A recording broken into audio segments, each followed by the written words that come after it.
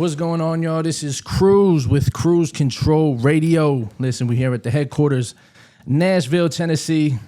And today, man, we got a special, this is episode, we at like 103 right now. I think we at like 103. Straight up. So today, man, we got a special guest in the building. We got Bandplay. What's going on, man? What's good, brother? How you doing? Hey, man, I'm a little stressed. I'm not going to lie to you. But we here. Yeah, we outside. Shit, any day above ground is a good day, man. That's a fact. So I just want to jump right into it, man. This whole time, right, I thought you was from Memphis. Yeah.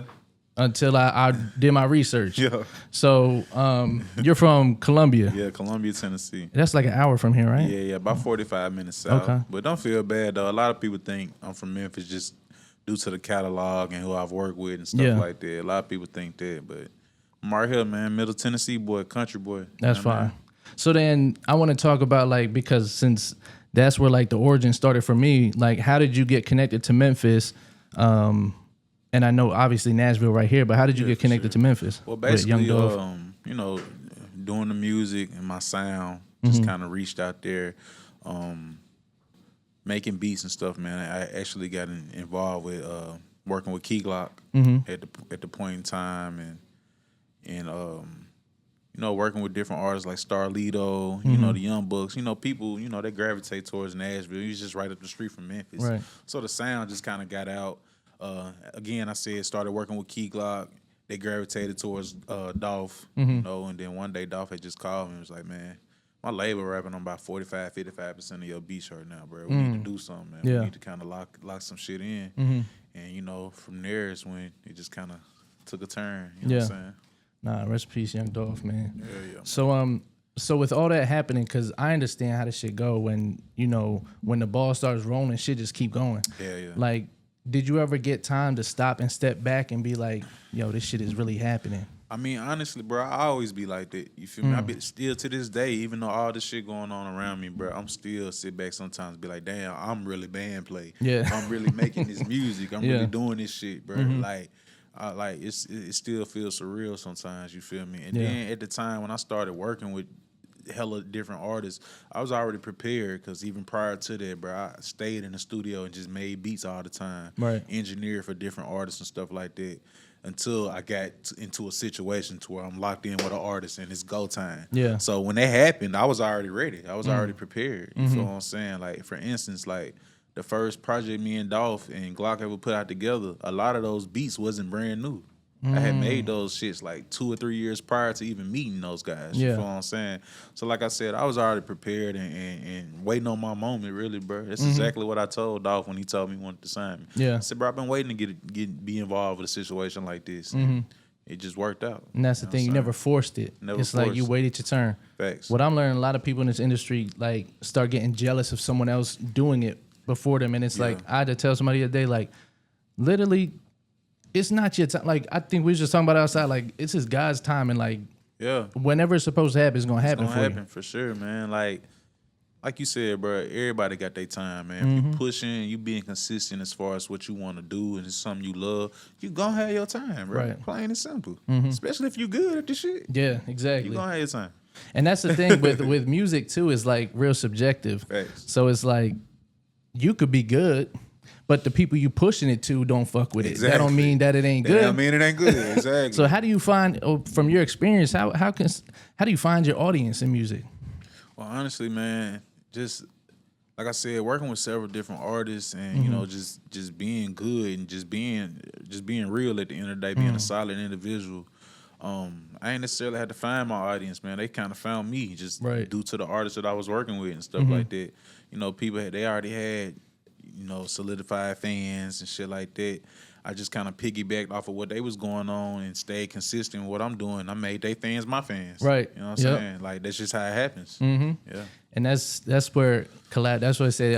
Collaboration happens at the top. Facts. You better know it, man. Yeah. So I know, cause I know a lot of producers, a lot of music, like artists, producers and stuff, come out of like MTSU from out here. Like, did you go to college or did you have any college experience? Yeah. When I graduated from high school, I went to SAE, and it's a sound institute here in Nashville, and they got them all over the U.S. and all over the country and different countries and stuff like that. Yeah. But yeah, I had went there and I learned like the basics of audio engineering, the ins and outs of the studio.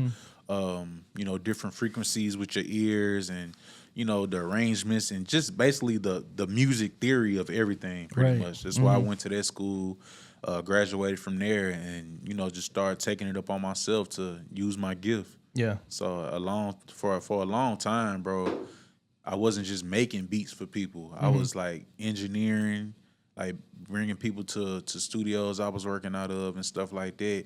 And then they found out I made beats. So I would kind of like package that up when I would book a person for a session. I'd be like, you know what I'm saying? I got beats too. So I do a session for you. I make the beat for you, do all that, engineer it, mixing and stuff like that, man. Shit, $500 a session. People was paying that. That was easy. Fine. That's fine. It was easy. So that's how I was like breaking in, getting my money before I actually started making some money for real with this music shit. And, you know, it kept me afloat for a long time. But, like, you know, with this industry, you have ups and downs. You got fuck niggas that you work with, artists that ain't as serious as you taking it and stuff like that. So, you know, you just got to take shit with a grain of salt and know what you hear, know what your purpose is. You feel me? Definitely. I always knew what my purpose was, bro. Like, I've been making music since I was like 8 years old. You feel me? So, like, this ain't nothing that was a hobby for me. I've always loved to do this shit. I can't see myself doing nothing else. You feel me? And that's when, you know, when you start to elevate is when you understand your purpose. And you sitting here, like, I feel your energy is calm. You're understanding, like, you ain't trying to be nobody but yourself. So it's like, I feel like being that way in this industry, especially in life too, like, man. being yourself is gonna, because a lot of people, you know, in like music, they try to piggyback off what someone else is doing. Yeah, exactly. So I do respect that about you, being solid, you know, staying grounded. What was the first song that you did, you know, before Glock, before all that, before Lido?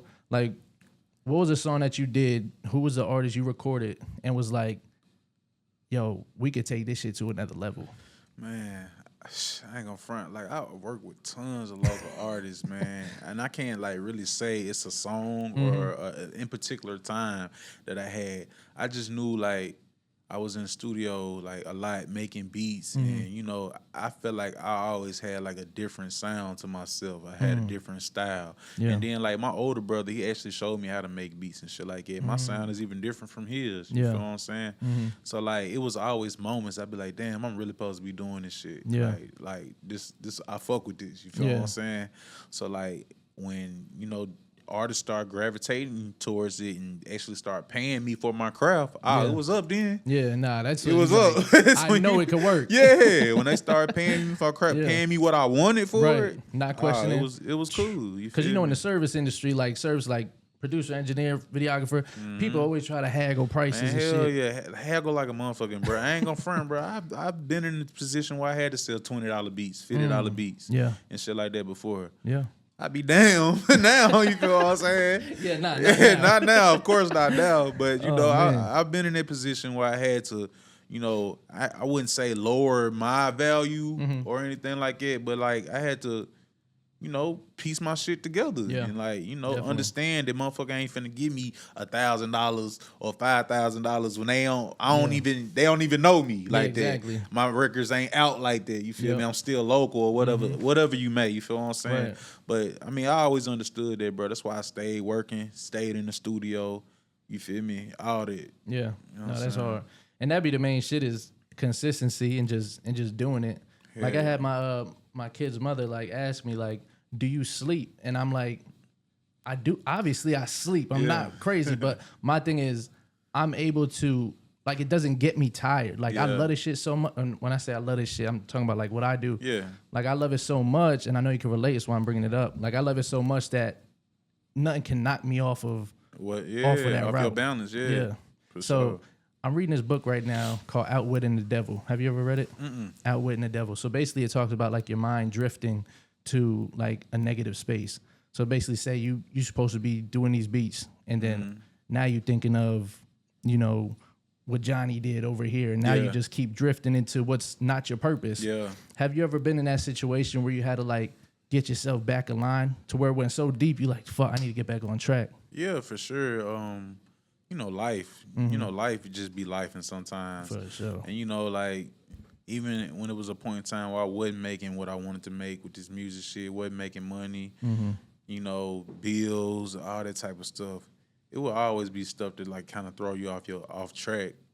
But you know, like I said, it wasn't nothing else that I would rather be doing. But I didn't work the job before. I didn't work on the clock 8 hours a day and shit like that. And you know, even when I was doing that, I'm sitting in the email from the work email, sending out beats to A&Rs and shit, trying to figure this shit out. You feel what I'm saying? So yeah, man, it's definitely been times where I be like, man, damn, am I really supposed to be doing this? But I always channel my energy back into like I said, my purpose, doing what I love. You feel what I'm saying? Yeah. And you know, it always just worked out for me, bro. Yeah. No, and I love that because I mean, being able to be in this, because you know it'd be like a 3-year span for producers, rappers. It's like 5 to 10 people that's lasting decades. So where do you get the inspiration from to say like, okay, there's this new producer coming up, and because you also reach back and you are someone that's still helping people come up. Where do you get the inspiration or the, you know, the character to be someone that's not like trying to gatekeep information? Shit, honestly, bro, nobody really I ain't really had nobody gatekeep anything from me. You feel what I'm saying? Yeah. A lot of the information that I found out on my own. And if I had a question, you know, people would be receptive to me just because of the type of person I am. Yeah. You feel me? I've always been this calm, humble person, even with all the shit I got going on now, bro. Yeah. Like, sometimes you wouldn't even be able to tell. You can still fuck around and see me in Walmart. Yeah. Like, I'm shopping for drawers. You feel what I'm saying? On some regular shit, Gotta bro. get the drawers. You know what I'm saying? Yeah. So, like, I don't really feel like I'm always motivated to help. You know what I'm saying? Yeah.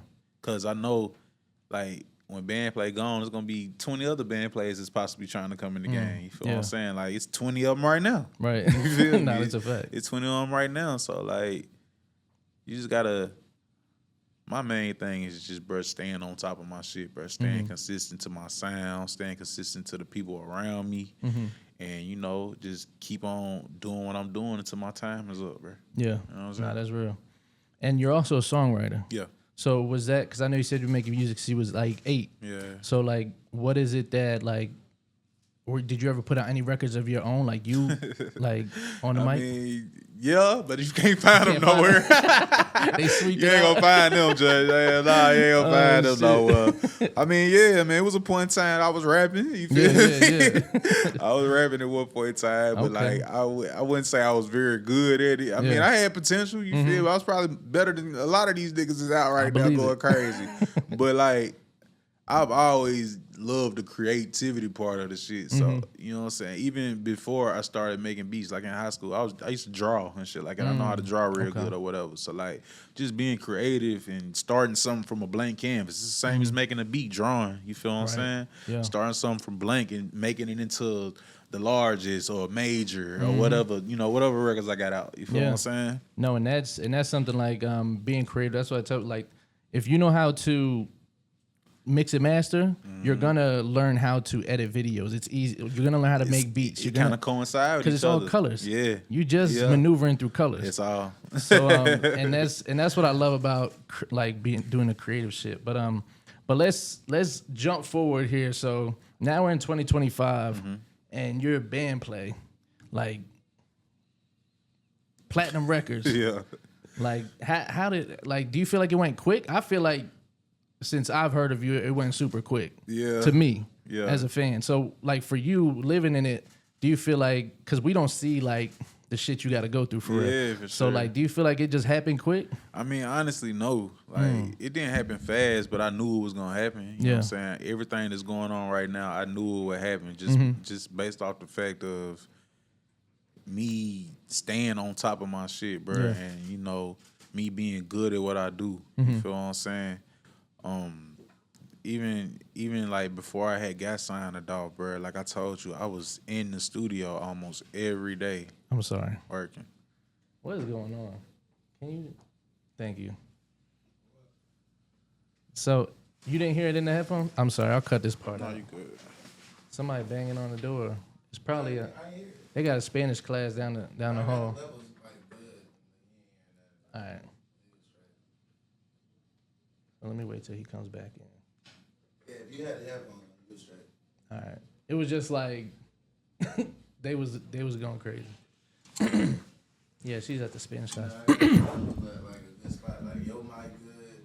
All right, perfect. Y'all ain't had no feedback on that. So then we'll pick up from there then. Okay. So then, like you said, when you got signed before you got signed. Even before I had got signed with Dolph, man, like I was in the studio probably 8 to 12 hours a day, just messing with locals, perfecting my craft and stuff like that. So like I knew it was bound to happen. Like, you know, even one of the biggest records I got right now, which is 2 times platinum, the song Major with Dolph. Yeah. I made that on my birthday a year before the song even came out.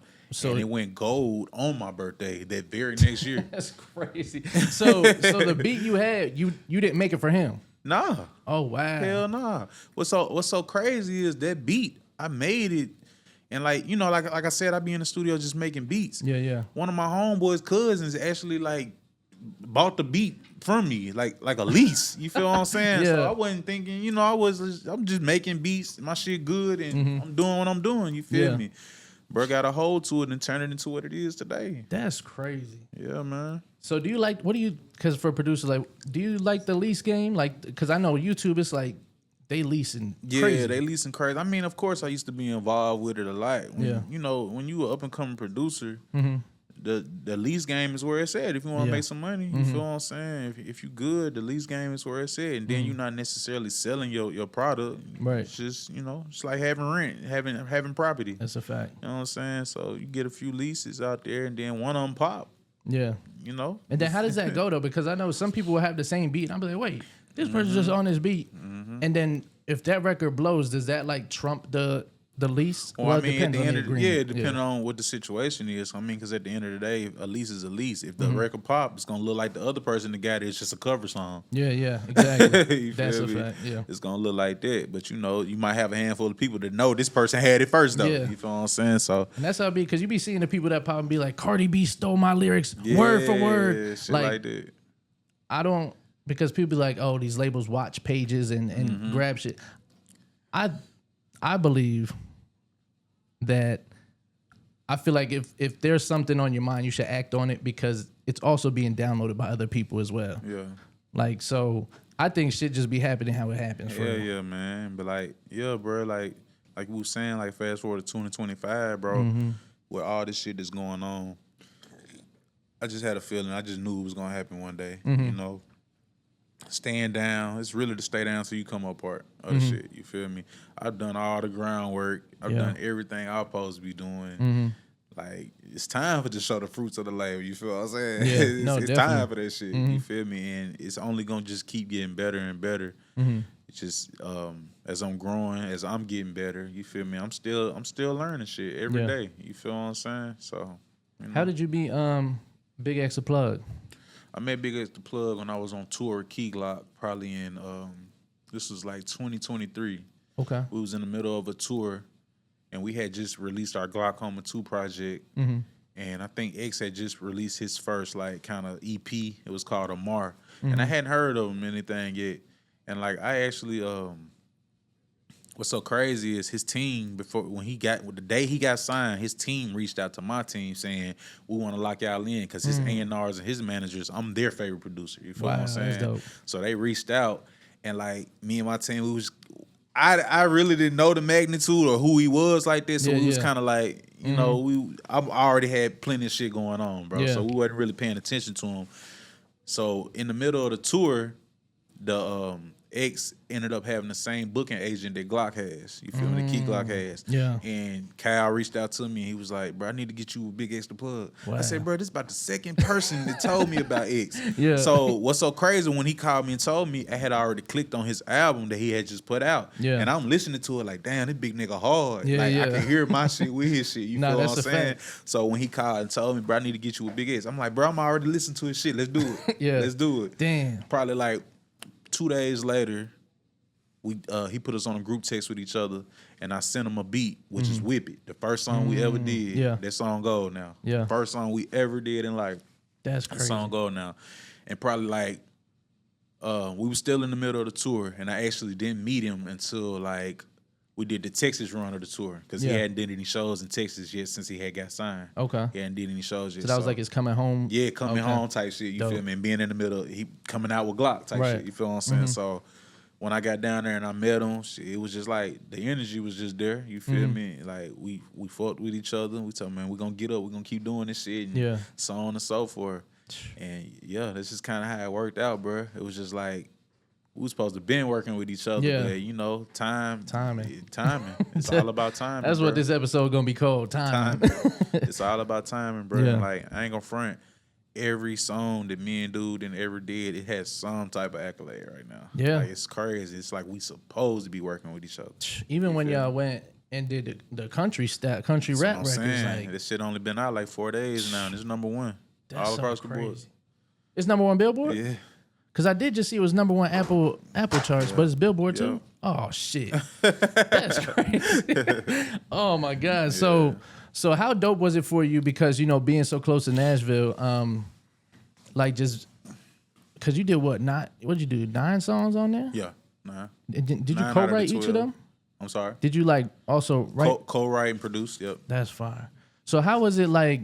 You know, having BigXThaPlug, Jelly Roll on the same like track together because you from here basically. Yeah, I mean it's crazy because like before Jelly Roll blew up to where he is now, I was working with him as a rapper, bro. Like Jelly Roll used to have cornrows, gold teeth, talk about all kind of dope boy shit, all that type of shit. We actually had a song called Dope Boy Shit. Wow, that's crazy. And this was like 2012, 13. Wow. So I hadn't seen Jelly Roll in a long time until Coachella and Stagecoach this year, which is a big show they always have, big festival they have in Palm Springs, California every year.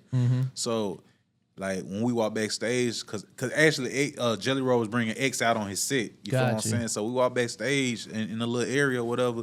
Me and Jelly Roll seeing each other, and I'm talking about we just hugged each other for about 5 minutes straight. Everybody looking like, man, who is this dude right here? Jelly Roll, you feel me? Not even knowing the history that we got with each other, bro. Like, and we had, like I said, we hadn't seen each other in so long. And we just shared a moment, like, bro, we just so proud of each other, and like just to see where we at with it. You feel me? Us being from the same area. And like we in 2 different lanes, but we on the same road. Exactly. You know what I'm saying? Exactly. And that's what I love to see. That's what I wanted to know because I seen it and I knew you was on the project. I don't know if you did that in particular beat. Yeah. But seeing him on the album too with you there, I'm like, for me, it was like a full circle moment. Full circle moment, bro. Yeah. It was. Like, and it's crazy, man. It's just surreal. Yeah. That it's like that. You know what I'm saying?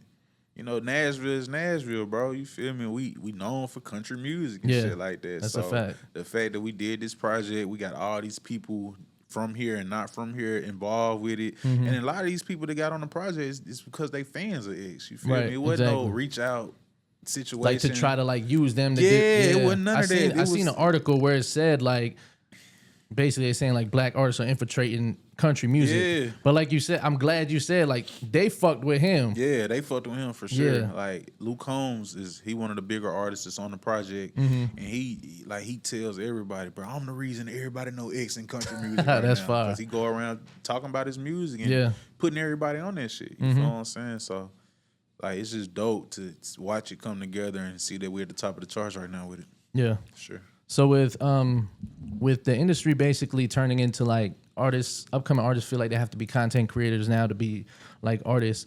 What is your view, or what can you tell an artist that's struggling with, you know, trying to beat the algorithm?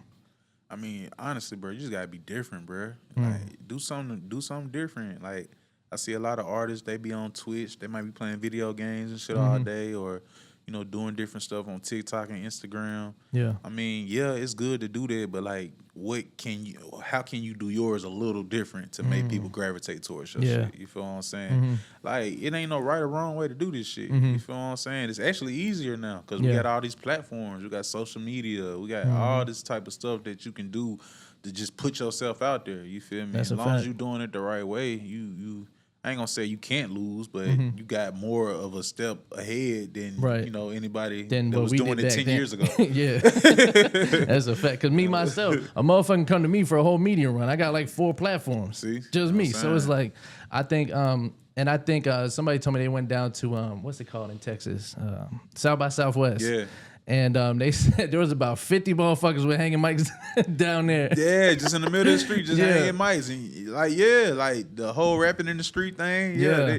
It's ran its course for sure. I seen that. I said, all right, I ain't doing no hanging mics. Yeah, they just ran its course. You feel me? But like that's what I'm saying. Like you never know who it's gonna work for, because plenty of people then blew up and got signed, went viral off of this shit. Fact. You feel me? Like it ain't, like I say, it ain't no right or wrong way. It's no formula to do this shit, bro. Yeah. Like if people like you, they gonna like you. They gonna gravitate towards you. You feel Right. me? Like plain and simple. No, that's real. Like Dolph, for instance, Dolph wasn't the best rapper in the world. You feel me? But it's the whole picture of Dolph. Exactly. What he brought to the table. When you look at him, you like, oh yeah, dude, stay fresh. He keep his jury on. You feel me? He this, that, and the other. If you don't listen to his music, you still know who he is. Exactly. And that's what I try to tell artists too. Like, I ain't nobody important, but what I tell these artists that I work with is like, it ain't about your music. Yeah. It's what you're doing outside of your music. How can you sell yourself? I swear. It's about the brand, because there's been terrible artists that's charted. Yeah, for sure. Yeah. And still Just 'cause their charting. image. I mean, still charting. Yeah. Yeah, like just because they image, just because they might be heavy in the fashion world. Yep. You It's feel a me? fact. Like generations of people consuming the music are getting younger and younger every Yeah. day, bro. You Yep. feel me? My daughter, she's 10 years old, and she pull up on me talking about Tyler the Creator. You feel what I'm saying? Like Yeah. shit like that. I don't listen to Tyler Creator. Yeah. You But- don't? Oh, no, man, I he's don't. hard. But I'm saying if she get in the car and play it, yeah, I listen gonna to bump it. it, yeah. I'm gonna bump it because that's what she like. Yeah. You feel what I'm saying? That's fire. So yeah, now that you mentioned that, so having a child while being as busy, I'm sure you a busy man. So being as busy as you are, do you find it any difficult? Because let me just explain this for context. Like, so me, I was editing stuff on my computer one day, and my daughter came up to me and she was like, "Daddy, you've been working for ages." And then I was like, "Damn, let me close this real quick." So like, how do you handle, like, you know, the time? I mean, it's hard, but it's easy at times when you when the mother of my children, they understand where I'm at with it, and they understand what I have going on, so they help a lot. Yeah. You know, them having it, Right. you know, Being able to it help a lot. And then my kids, they fans of me as well. Yeah, So they know what that's I hard. got going on. You feel me? They know about the music and all that type of shit. They friends telling them about Yeah. who they You know your daddy daddy? is. Yeah, you know what I'm saying? So Yeah. it's hard at times, but you know, it ain't as hard, you feel me? Because I always make time for my children, even if I got to shut my laptop down for 3 Definitely. days, 3-4 days to just give that time to them. Yeah. I always make time, bro. It's just, you know, you got to do that shit. Yeah. You have to. I was just telling the co-owner of this place, like, you got to make sure you have these 3 priorities straight, like your family, your health, and your finances. Yeah, man. Once you not focus on them 3 things, gonna nothing else is deteriorate. being made with God. God is not You're right. in that situation. You're right, man. God, family, money. Yeah. So that's like, so yeah, it's like, you know, a lot. My fault. How old are you? I'm 35. Okay, so yeah, I'm 32. So it's like I'm learning as I'm going, and the older I get, I'm realizing how much time I wasted. But then when I think that, I'm like, that wasn't just my time. Like we talking about. And you can't even look at it as time being wasted, bro. Yeah. Because like you learning as you go. Yeah. You know, it's always a learning experience, man. Like I ain't always been Bandplay, bro. Mm-hmm. You feel me? Like I had to learn shit to get where I am right Facts. now. You feel me? So you can't necessarily say it's time wasted. You might look back on it and be like, all right, I could have did this in a different way or this a different way. I do this shit too. You feel what I'm saying? But yeah, man, it ain't nothing getting wasted. Yeah, nah, that's a fact, because we still Nothing getting here. wasted. We still here. So I want to ask, before we get back to this new project, what was your rap name? We gonna find that shit. We gonna find that shit. Oh shit! I was just going by KG. My KG? initials. Okay, Yeah. fine. You know when That's you funny. we gonna find it. I probably know somebody out here that got some. Yeah, I hope not. So what producers? I know I said I was gonna get back to the album, but I just, like I said, we just chopping it Yeah, up. for sure. So what producers do you work with in Nashville? I've seen you in a couple photos with a couple people. Yeah. Like, what is your connection still to Nashville, to where, you know, like they come into you like, yo, like, how can I do this? Like, what is it like, your connection with the producers and artists in Nashville? Well, I actually have a couple of producers from Nashville signed to my my street orchestra label. It's my production team. Oh, that's fine. You feel me? So Okay. you know that's how I stay intact with the city and what's going on. Just outside of them, people that I've been fucking with for a long time that saw my journey. You feel me? Just because I'm at where I'm at don't mean I gotta cut them off and stop talking to them people. You feel me?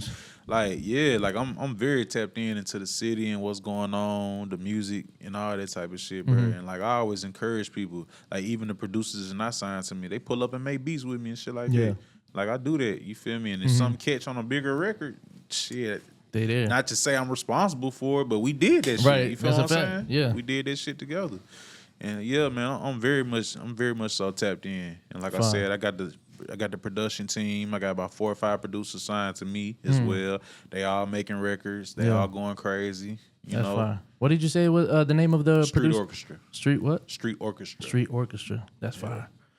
Yeah, man, and that's what I like about people that get to a position where they're able to know what you needed, and you're able to like apply it to the people you fuck with. Most definitely, man. I always want to be a motivating tool for people for even producers just to keep going. You feel me? Because like a lot of people don't make it out of Nashville unless you're a country music star. Yeah. So being that I'm one of the ones that's like out there with it and shit like that, hell yeah, I'm gonna come back and pull people up that I fuck with. Yeah, I'm gonna do that.